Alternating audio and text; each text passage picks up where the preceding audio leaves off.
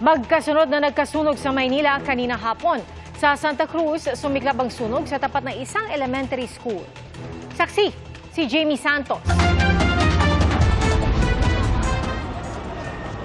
Makapal na usok at nagangalit na apoy ang sumisilip sa mga bintana ng 4 na palapag ng residential storage building na ito. Nadamay ang gusali sa sumiklab na sunog sa Kusang Loob Street, Barangay 353, Santa Cruz, Maynila.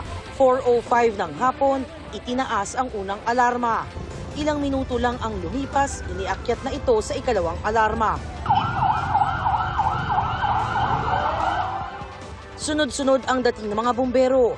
Sa isang bahay sa loob ng Eskinita umano nagsimula ang sunog. Dahil gawa sa light materials, mabilis na kumalat ang apoy sa mga katabing bahay. Walang naisalbang gamit ang ilang residente. Ang tingin namin, simpleng usok lang po.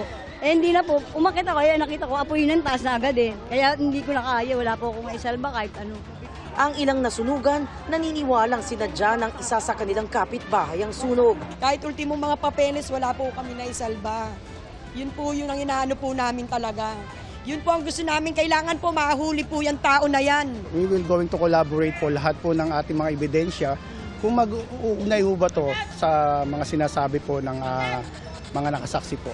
Ilang bumbero ang umakyat ng bubong ng ilang bahay para maapula ang apoy na tumupok sa mga kabahayan sa bandang likuran. Nahirapan din ang mga bumbero na apulahin ang sunog sa residential storage building. Kaya ang ilan sa kanila nakasuot pa ng breathing apparatus. Nagsimula po yung sunog niya dun po sa ating third floor po. So sa dami po ng stocks. Ayon sa BFP, 18 pamilya o 45 individual ang naapektuhan ng sunog. Walang nasaktan sa insidente. Humigit kumulang 3.5 million pesos ang halaga ng pinsala. Nangyari ang sunog sa tapat ng A. Bonifacio Elementary School kaya pinauwi agad ang mga natitirang estudyante.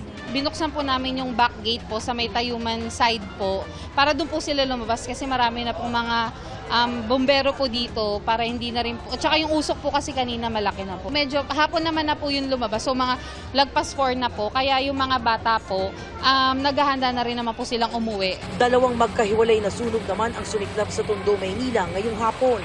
Agad naman din itong naapula ng mga bombero.